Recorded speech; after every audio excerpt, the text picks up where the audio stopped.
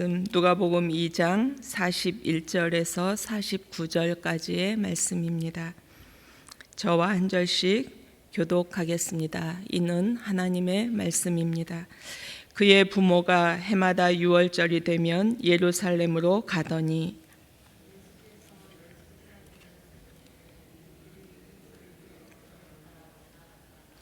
그 날들을 마치고 돌아갈 때에 아이 예수는 예루살렘에 머무셨더라. 그 부모는 이를 알지 못하고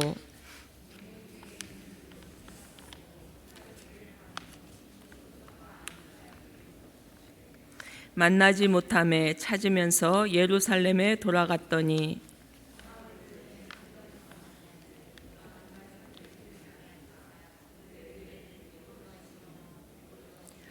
듣는 자가 다 지혜와 그 대답을 놀랍게 여기더라.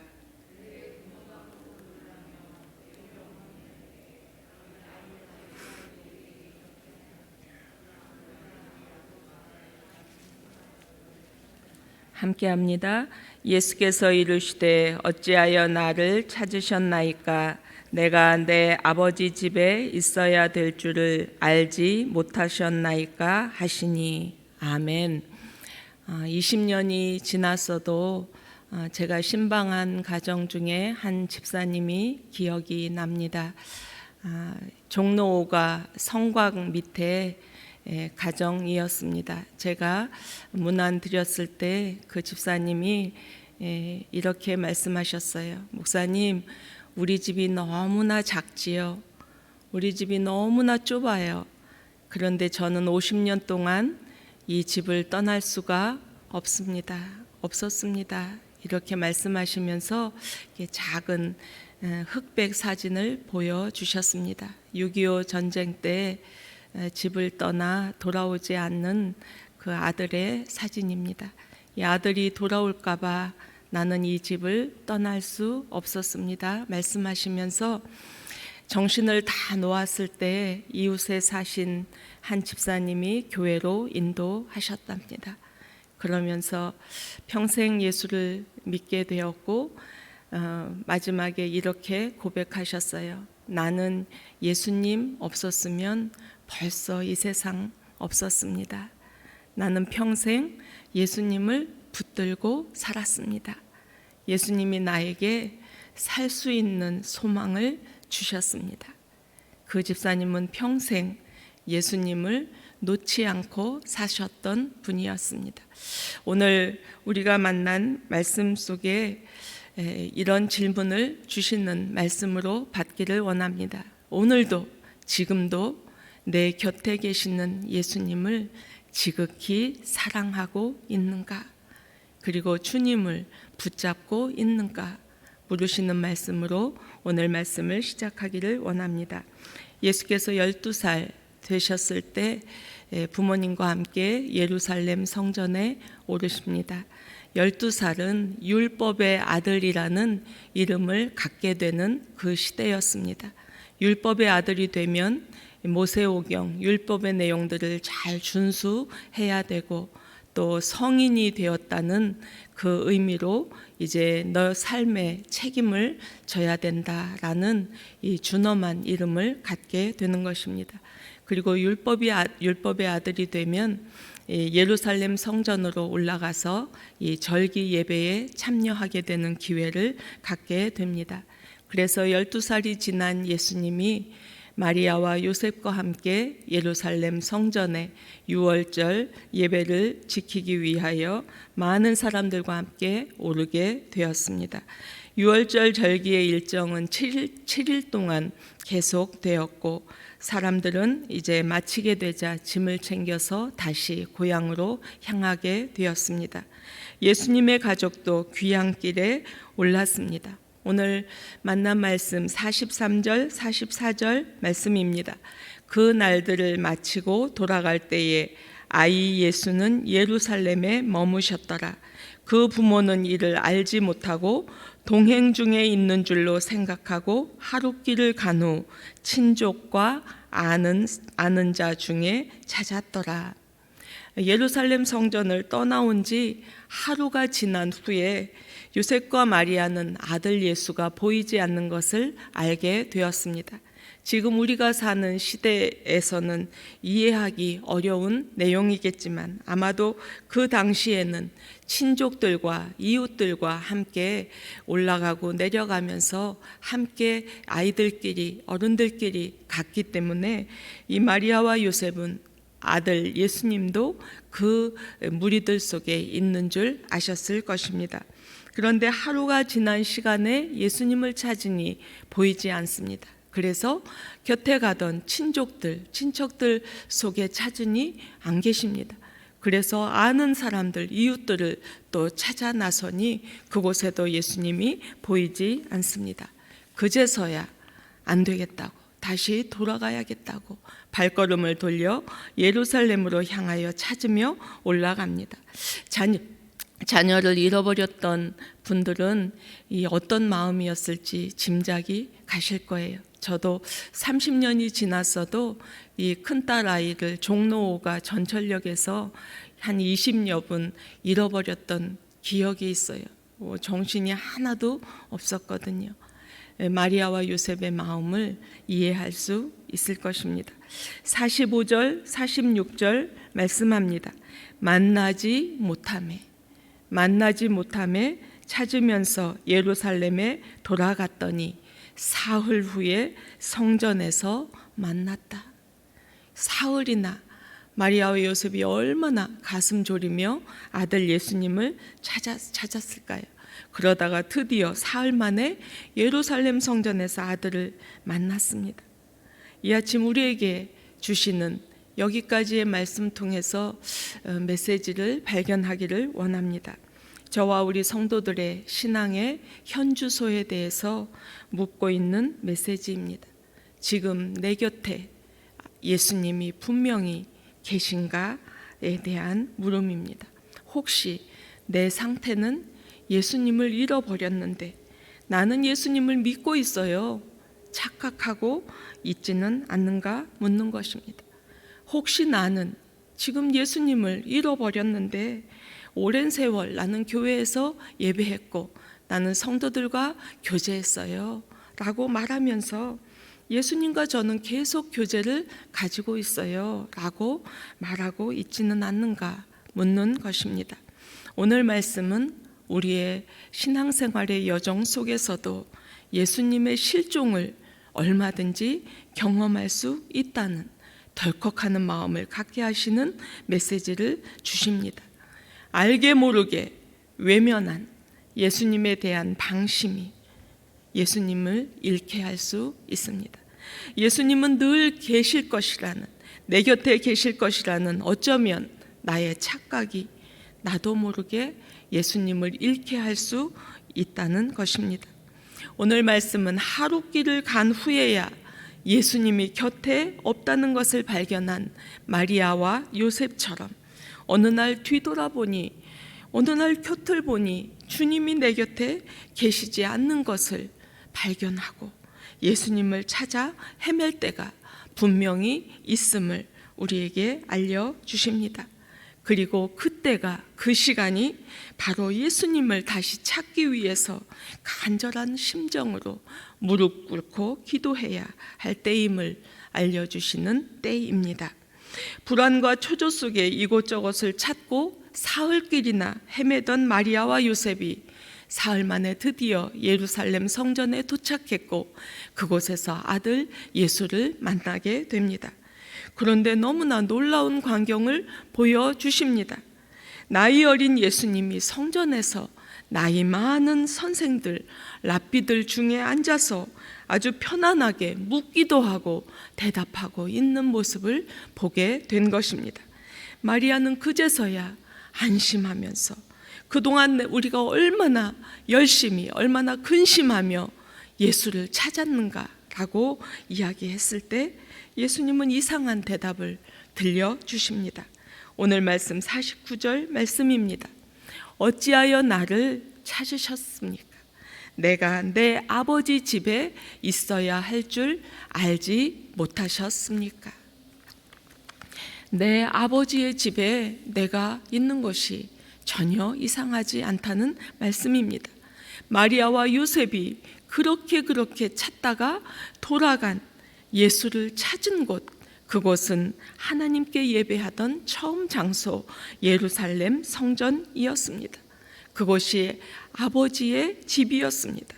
마리아와 요셉은 예루살렘 성전, 아버지의 집, 아들 예수가 있었던 그곳에 도착해서야 평안을, 자유를, 기쁨을, 감사를 찾을 수가 있었습니다.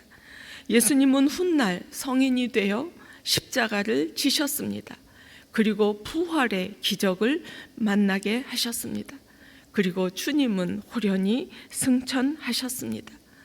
예수님의 십자가와 부활과 승천의 그 놀라운 사건, 그 이후에도 예수님 머무르셨던 그 예루살렘 성전은 예수님을 사랑했던 사람들, 예수님의 부활과 십자가와 승천을 목격했던 예수님의 증인들의 예배 장소가 되었습니다. 그리고 그곳에서 그들은 순수하게, 굳건하게 믿음을 지켜내었습니다. 그러나 예수님이 승천하신 후에 예수님의 증인들이 교회를 세우기 시작했을 때 교회의 역사가 알려주듯이 1에서 3세기 300년 동안 기독교 예수 믿는 사람들 앞에는 엄청난 박해가 있었던 것 교회사는 우리에게 알려주십니다. 수많은 성도가 예수의 이름을 지켜내기 위해서 순교했습니다. 감옥에 갇혀지고 화형을 당하고 사자의 밥이 되었습니다. 생명에 위협받는 그 속에서도 초대교회 성도들은 예수 그리스도를 잃어버리지 않았습니다. 그들은 신앙을 굳건하게 지켜나갔습니다. 그 후에 놀라운 일이 벌어집니다. AD 313년에 드디어 기독교가 예수 믿는 것이 자유를 얻게 되었습니다. 그리고 그렇게 핍박했던 로마의 국교로 공인이 되었습니다. 그 놀라운 시대를 교회사는 알려주십니다. 그런데 이렇게 기독교에 대한 박해가 멈춰지고 놀라운 자유와 평화와 마음껏 예배할 수 있는 시간이 우리 교회와 성도들에게 주어졌을 때 이상하게도 시간이 지나면서 순수했던 믿음이 변하기 시작했습니다. 점점 교회와 교회의 지도자들이 로마 교황청과 또 로마 황제의 비호를 받게 되었습니다. 그 혜택으로 교회가 물질적으로 풍부해지고 부자가 되어 갔습니다. 신앙의 본질적인 것들, 예수의 이름들이 사라지기 시작했고 신앙의 외적인 것들이 교회 안으로 들어오게 되었습니다. 교회는 예수 그리스도의 정신으로 충만했던 그 초대교회의 모습을 잃어가기 시작했습니다. 그리고 급기야 1500년대에 이르러 중세시대를 지나면서 로마 캐톨릭 교회는 예수 이름이 아니라 사람의 이름으로, 교황의 이름으로 움직이는 교회로 변질되었습니다. 교회는 예수의 이름을 잃어버렸습니다.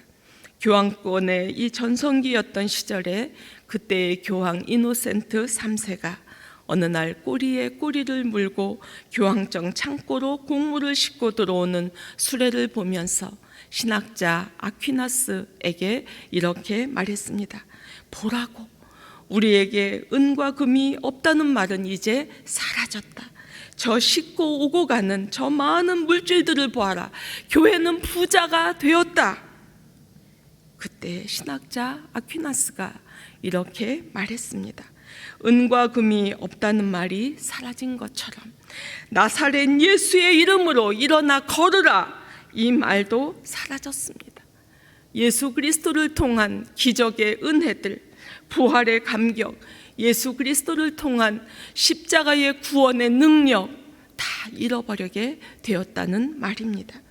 나사렛 예수의 이름이 실종되었을 때 교회는 돈으로 성직을 사고 팔고 이러한 교회로 변질이 되었고, 또 그 당시에 거대한, 지금도 많은 순례객들이 방문하는 로마의 성 베드로 성당을 짓기 위해서 돈이 많이 필요하자 로마 교회는 면죄부라는 그 카드를 만들어 놓고 이 카드를 사야 이것이 천국으로 가는 티켓이라고 말하고, 지금 연옥에 가 있는 부모님들도 이 카드를 사야 다시 천국으로 인도함을 받는다, 사기를 치는 거짓 예언들을 하게 됩니다.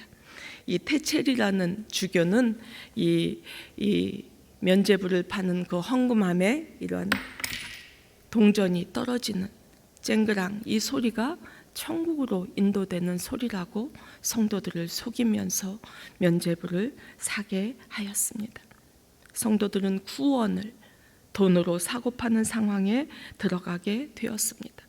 눈이 먼 교회는 예수 실종 시대를 맞게 되었습니다. 하나님이 침묵하셨을까요? 하나님은 침묵하지 않으셨습니다. 하나님은 손을 움직이셨습니다. 그리고 뒤집는 운동을 시작하셨습니다. 종교개혁이라 이름합니다. 1517년 마틴 루터라는 사제를 통하여 종교개혁이 시작되었습니다. 마틴 루터는 그 당시에 이 교회의 모습을 보면서 크게 잘못되었음을 알게 되었습니다. 그래서 이것을 해결하고 싶어서 오랫동안 금식으로 기도했습니다. 그리고 스칼라 산타라는 그 높은 계단을 무릎으로 계속 오르내리면서 기도했습니다. 고행했습니다. 그러나 그것이 아닌 것을 깨닫게 되었습니다. 어느 날 그가 성경을 펴고 로마서 1장 17절을 만나게 됩니다. 오직 의인은 믿음으로 말미암아 살리라. 오직 의인은 믿음으로 말미암아 살리라. 비텐베르그 대학의 교수였던 마틴 루터는 95개 조항으로 지금 로마 교회와 교황청이 얼마나 잘못되고 있는가라는 것을 적어서 대학 정문에 붙이면서 1517년 10월 31일 종교개혁을 시작했습니다. 그 요점은 이것입니다. 구원은 돈으로 사는 것이 아니다. 구원은 오랜 금식 기도로 이루어지는 것도 아니다. 구원은 돌계단을 수없이 오르내리는 고행에 의해서도 이루어지는 것이 아니다. 구원은 이웃에게 선행을 베푸는 것으로도 이루어지는 것이 아니다. 구원은 오직 예수 그리스도의 이름을 통한 믿음으로 얻는 것이다. 구원은 예수의 이름을 믿는 사람들에게 거저 주시는 하나님의 선물, 하나님의 은혜이다. 오직 의인은 믿음으로 말미암아 살리라. 그래서 새 캐치프레이즈를 내걸었습니다. 오직 은혜, 오직 말씀, 오직 믿음. 종교개혁은 이 내용을 기초로 하여 시작되었습니다.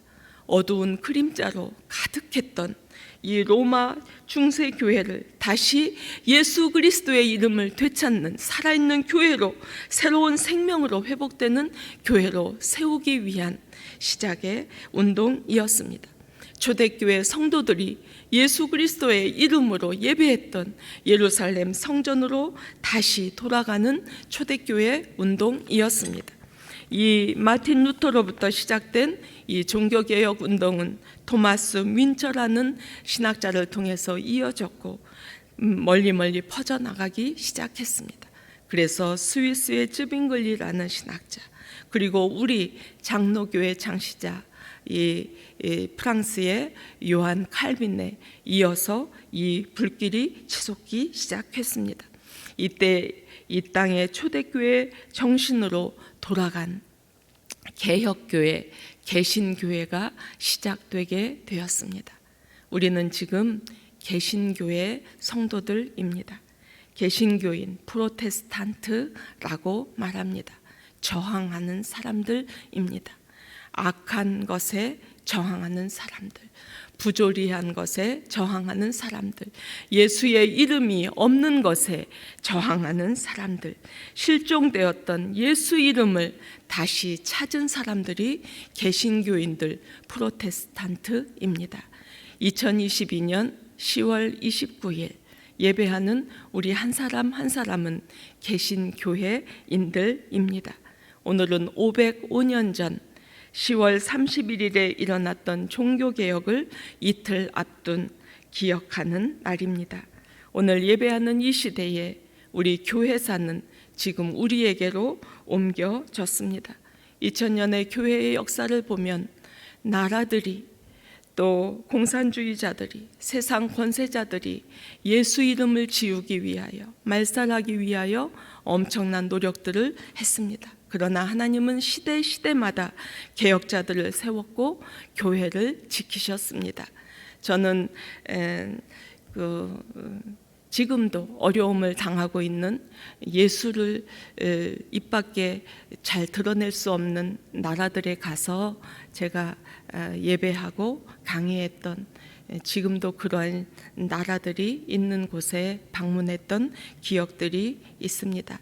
그들은 창문을 가리고 커튼을 치고 소리 죽여 찬송하고 지금도 말씀을 만나고 신학을 공부하고 있는 많은 나라들이 있습니다. 선교사들이 많이 헌신하고 있기도 합니다. 그들은 우리처럼 이렇게 큰 소리로 찬양할 수 없습니다. 지금도 그들은 소리 죽여 기도하고 있습니다. 그들은 예수님, 예수님 이렇게 말하지 않습니다. 예수, 예수. 그들이 예수님의 이름을 부르는 것을 보고 저는 부끄러웠습니다. 나는 예수 이름을 너무나 가볍게 부르고 있지 않았는가 회개했던 기억들이 있습니다. 하나님은 한국교회도 사랑하시고 지키셨습니다. 역사의 지점마다 개혁자들을 세우셨습니다. 우리 한국사가 이야기해 주듯이 1910년 한일합방 후에 개신교들의 한 거는 3.1 운동을 가능하게 했습니다. 이 순국한 90%가 개신교인들이었던 것을 한국사는 전해 주십니다. 6.25 전쟁 때에도 개신교인들은 교회와 신앙을 지켜나갔습니다. 그리고 1970년대, 80년대 제가 어린 시절, 10대 시절을 살았던 그 시절에도 우리의 부모님들, 믿음의 선배들은 전쟁 후에 폐허가 되었던 이 한국 땅을 예수 이름으로 지켜내기 위하여 그들은 피눈물로 기도하며 울며 기도하면서 견디었던 그러한 부모님들, 믿음의 선배들이 우리 교회에 있습니다. 2000년도 이후에 20년의 세월이 흐르면서 우리 성도들도 교회도 우려의 소리들을 들려주시고 있습니다. 그리고 지난 3년간은 코로나라는 이 질병으로 인해서 교회가 또 많은 어려움을 만났습니다. 그럼에도 이 시대에 다시 한번 우리에게 개혁이 필요하지 않는가? 우리 성도들은 같은 마음이실 것입니다. 우리는 여전히 물질에 욕심을 내고 있고 기복 신앙으로 가고 있는 모습들을 보면서 그 속에 내가 있는 것을 보면서 나에게도 개혁이 필요하다 생각하실 수 있습니다. 우리 성도들의 가정도 우리 자녀들의 모습을 바라보면서 얼마나 세상의 파도에 휩쓸리고 있는지, 쉽게 교회를 떠나고 있는지, 여전히 불신앙이 얼마나 무섭게 우리를 위협하는지, 이 시대에 다시 한번 개혁이 필요한 시대이다 같은 마음이실 것입니다. 이 시대의 교회도 예배당이 커야, 예산이 많아야, 교인 수가 많아야 교회 부흥의 척도가 이것이 된다고, 이것이 큰 열매라고 하는 이 교회의 모습을 바라보면서 개혁이 필요한 시대이다, 우리 같은 마음을 갖게 되실 것입니다. 마리아와 요셉이 예수님과 함께 있었던 처음 장소, 하나님의 성전에서 주님을 다시 찾은 것처럼 루터와 종교개혁자들이 예수 이름이 실종되고 세상 것들로 가득 찬 그런 것들을 다시, 교회를, 성도들을 다시 회복시킨 것처럼 이 시대에 나와 우리 가정 안에, 우리 교회들 안에, 우리 민족 안에, 사회 안에 예수 이름으로 다시 개혁될 것이 무엇인가 신중하게 생각하며 기도의 자리로 나아가는 이 아침이 되시기를 원합니다.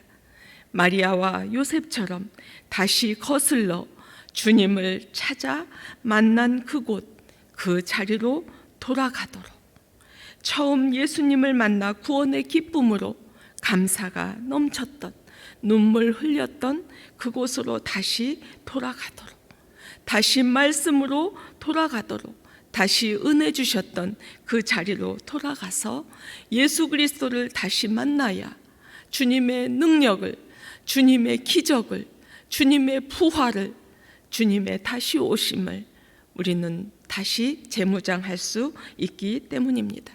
간절히 소망하며 기도하시는 저와 우리 성도들의 아침이 되시기를 원합니다. 오늘뿐만이 아니라 우리의 인생, 신앙, 여정, 지점에서 돌아가서 예수를 다시 찾은 날, 그날이 분명히 있어야 우리의 신앙은 예수님과 살아있는 교제를 계속해 나가실 수 있을 것입니다. 2주 전인가요? 우리 담임 목사님이 마태복음 새벽기도 이 말씀을 마감하시면서 이 마태복음 전체의 키워드, 전체의 그 요약 말씀을 들려주셨습니다. 이 마태복음 전체의 내용의 요약은 임마누엘, 예수 이름, 나와 함께 하시는 하나님이십니다 라는 그 말씀을 기억합니다. 오늘도 임마누엘, 함께 하시는 하나님으로 저와 우리 성도들 곁에 계시는, 또 예수님이 계시도록, 늘 계시도록, 우리 평생 계시도록 돌아가 예수를 새롭게 찾은 날, 또 하나의 종교개혁의 날이 오늘 이 시기를 축복합니다. 기도하시겠습니다. 의로우신 하나님 아버지, 오늘도 한 주간을 감사하며 주일을 예비하는 토요일 첫 시간 주 앞에 나와 예배하게 하시니 감사합니다. 우리가 살다가 주의 이름을 잃어버렸을 때 주를 찾는 영적인 민감함을 주옵소서. 주의 이름을 다시 찾아 임마누엘 예수의 이름 가지고 평생 살아가게 하옵소서. 예수 이름으로 하나님 앞에 사는 개혁자로 든든히 우리 심령을 지키며 우리 가정을 지키며 이 시대를 지켜나가는 우리 교회들, 우리 성도들 되게 하여 주옵소서. 오늘도 기도하시려 우리 성도들 주의 전에 나왔습니다. 고통과 슬픔 속에 있는 주의 자녀들 하늘의 위로를 얻는 날 되게 하여 주옵소서. 오늘도 병상에서 나음 없기를 소원하는 하나님의 백성들 여호와 라파 치료하시는 하나님의 은혜를 입는 날 되게 하여 주옵소서. 오늘도 연로하신 부모님들 평안과 안전을 지켜주시고 우리 자라나는 어린 자녀들, 미래를 준비하는 자녀들, 여호와를 경외하는 것이 지식의 근본임을 아는 자녀들로 살아가게 하여 주옵소서. 오늘 입교 세례받는 우리의 자녀들 평생 주의 백성으로 승리하며 살아가게 하여 주옵소서. 오늘도 주 앞에서 살아가기를 원하옵고 예수 그리스도의 이름으로 기도하옵나이다. 아멘.